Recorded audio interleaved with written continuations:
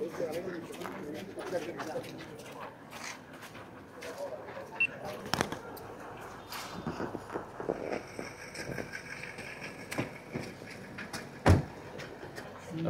నమస్కారం.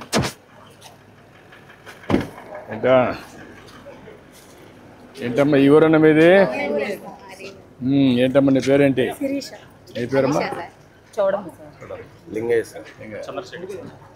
మీ ఊరైతే ఏంటి ఇవన్నీ? మేము ఎప్పటి నుంచో ఇక్కడే ఉంటున్నాం సార్. మేము గేదెలు గొర్రెలు అన్నీ ఉంటాయి. ఇంకా మా ఎక్కడ ప్లేస్ లేక ఇక్కడ వేసేసుకున్నాము. ఇదంతా కొంచెం పిల్లలు తిరగడానికి పాపులేషన్ ఎక్కేసరికి అంతకుముందు మాకు కొంచెం దూరంగా ఉంది. ఇప్పుడేమో హౌసెస్ పెరిగేసరికి దగ్గర అయ్యేసరికి చాలా ఇబ్బందిగా ఉంటుంది సార్. ఇక్కడ ఈ చెత్త ఇదంతా వేరే చోట మార్చుకోవాలనుకుంటున్నాను సార్. ఇదంతా శుభ్రం చేసుకోవాలనుకుంటున్నాను సార్. ఈరోజు ఈ కార్యక్రమంలో మీరు కూడా పాల్గొనాలని కోరుకుంటున్నాను సార్. ఓకే, శాశ్వతంగా చేస్తారా? నేను వచ్చే దానికి ఊరికే మొక్కుబడిగా చేస్తారా? ఇప్పుడు మీకు శాశ్వతంగా మీకు ఒక మార్గం చూపిస్తే,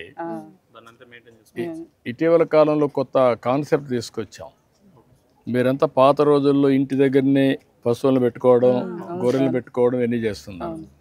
ఇంటి దగ్గర కాకుండా ఊరు పక్కనే ఒక అనిమల్ హాస్టల్ అని కట్టేసి అక్కడ ఇవన్నీ తీసుకుపోవడం, మీరు పోయి చూసుకొని రావడం, అక్కడి నుంచి మీరు మేతకు పోవాలన్నా పంపించడం, కొన్ని మేత మనమేదే చేయొచ్చు, అలాంటివి వచ్చేసాయి. అప్పుడు రెండు బ్యాలెన్స్ అవుతుంది, మీ ఆరోగ్యం బాగుంటుంది, అవి కూడా బాగుంటాయి. అలాంటి ఈ మున్సిపాలిటీలో ఆ కాన్సెప్ట్ పెడితే మీరు చేసుకోగలుగుతారా? నమ్మకమేనా? రండి.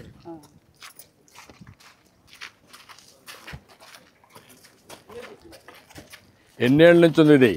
ఇది దాదాపు 30 సంవత్సరాల నుంచి ఉంటుంది సార్. ఇక్కడ 30 ఏళ్ళ నుంచి ఉంది. దీనివల్ల మీకు ఇబ్బందులు ఏమేమి వచ్చాయి అనుకుంటున్నారు? ఇప్పుడు స్కూల్కి వెళ్తున్నారు సార్ పిల్లలు. హాస్టల్ ఉంది ఇక్కడ. నైట్ టైం పిల్లలు వెళ్ళాలన్నా గానీ పురుగు పుట్ర ఉండటం, కుక్కలు దాంట్లో దాక్కొని మనిషి రానే బుక్కుల మీద పడటం, ఇలాంటి సమస్యలన్నీ ఎదుర్కోవాల్సి వస్తుంది సార్. మేము ఇప్పుడు వాసన చూసారమ్మా? వాసన చూసారు. అలవాటు అయిపోయింది వాసన మీకు? ఇంకా అలవాటైంది. నిజమమ్మా, వాసన కనపడుతుంది మీకు? ఆ వాసన, ఆ చెడు వాసనతో మీ ఆరోగ్యం కూడా డెంగ్యూ కానీ మలేరియా కానీ దోమలు కానీ అన్నీ వస్తాయి కదా, అన్నీ వస్తాయి. ఇది ఆరోగ్యానికి కూడా మంచిది కాదు కదా.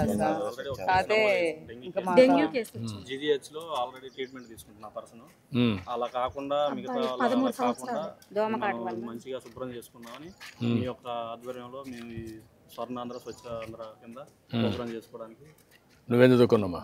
నేను డిగ్రీ చదువుకున్నాను సార్. డిగ్రీ చదువుకున్నా. ఈ ఊరేనా? మీ కమ్యూనిటీ ఏంటమ్మా? బీసీలు. మీరంతా పిల్లవాళ్ళంతా బాగా వచ్చారు, మీరు చదువుకున్నారు. ఇప్పుడు మీరు చైతన్యం రావాలి కదా, అందరిలో చైతన్యం తెస్తారు.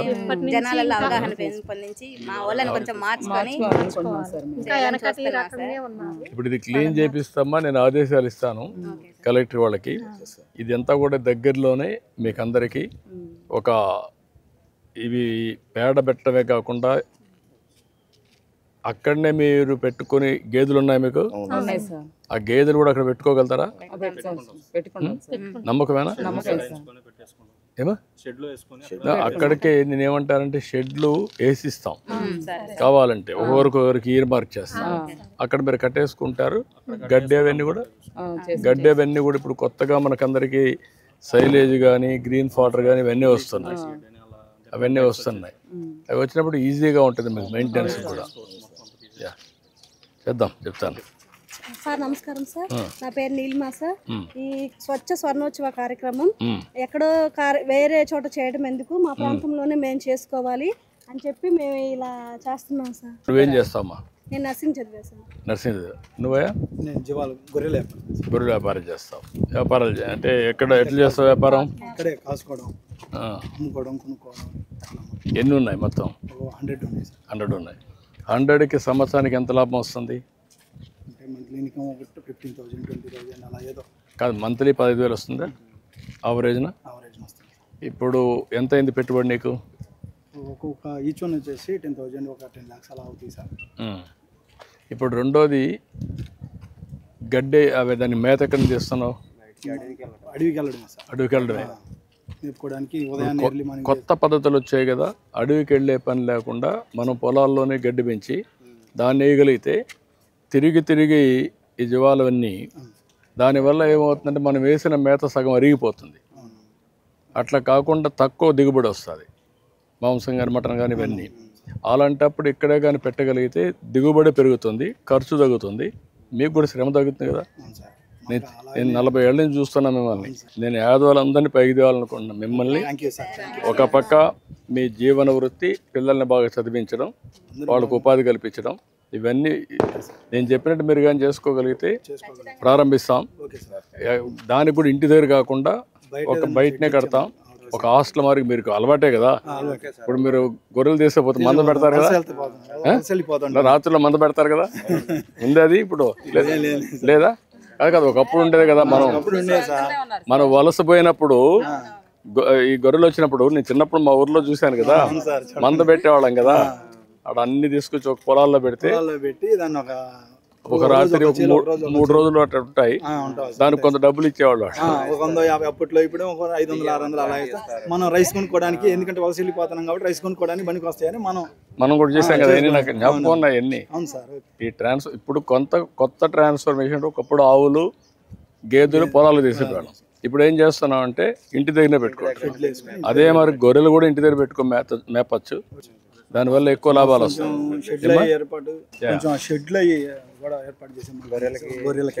అదే మరి నేనేమంటానంటే అది పెట్టి కామన్గా షెడ్లు పెట్టి ఎన్ని యూనిట్స్ ఉంటాయో సైజుని బట్టి పెట్టి అవి ఒక మోడల్గా కట్టి అది సక్సెస్ అయితే రాష్ట్రం అంతా కడదాం.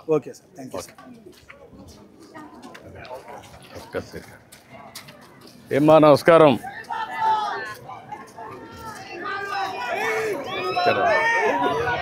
ఏమ్మా బాగున్నారంతా? ఈ ఊరేనా? ఏంటమ్మా ఏంటి దిబ్బలన్నీ? కాదు, మీరు ఎండే పెట్టారు. ఇంకొక పక్కన మీరు చూస్తే గొర్రెలు కూడా ఇంటి దగ్గరనే ఉన్నాయి, ఆవులు కూడా ఇంట్లోనే ఉంటాయి. మళ్ళీ మీరు మున్సిపాలిటీలో ఉన్నారు. మీ ఆరోగ్యం పోదా? కాదమ్మా, మీ ఆలోచనలో మార్పు వచ్చిందా లేదా? వచ్చిందా? ఇప్పుడు ఒకవేళ బయటగా నేను కట్టిస్తే షెడ్ కట్టి గేదెలకు ఆవులకి అదే మరిగా మీ గొర్రెలకి కట్టిస్తే మీరు అక్కడికి ఆడ పెట్టుకోగలుగుతారా? ఇక్కడ ఉండి పోయి వస్తూ ఉంటారు. బాగానే ఉంటుంది అది. ఓకే అమ్మా, నేను వర్కౌట్ చేస్తాను. అయితే ఇప్పుడు ఇవన్నీ క్లీన్ చేసేస్తున్నాం. ఓకే అమ్మా, బాగున్నారా? నమస్కారం. Thank you. సంతోషం. గొర్రెలు ఇప్పిస్తాను, షెడ్లు కూడా కట్టిస్తాం. అదేమ్మా, థ్యాంక్ యూ తల్లి. ఓకే, ధైర్యంగా ఉంటా. థ్యాంక్ యూ అమ్మా.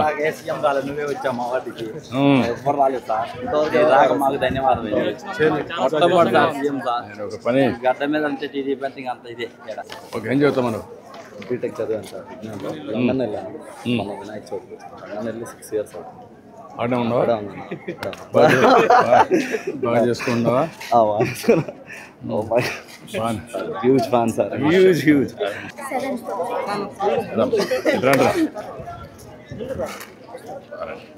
ఓకే అమ్మా, కలెక్టర్గా రమ్మ, రండమ్మా. 5 మంది రండి. చాలా సంతోషంగా ఉంది సార్. థ్యాంక్ యూ అమ్మా, థ్యాంక్ యూ తల్లి. చాలా సంతోషంగా ఉంది మీరు ఇలా రావడం.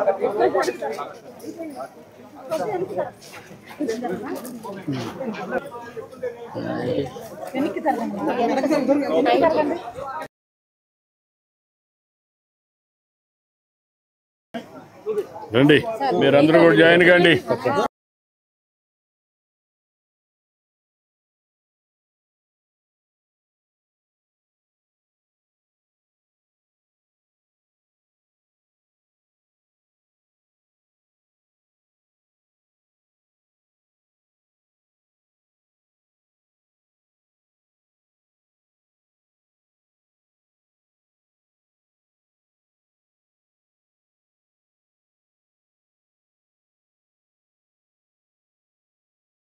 స్వచ్ఛ ఆంధ్రప్రదేశ్ కోసం వచ్చారు. అన్ని గ్రామాలు స్వచ్ఛంగా ఉండాలని వచ్చారు. స్వచ్ఛందంగా వచ్చారా లేకుంటే ఎవరిని బలవంతం పెట్టారా?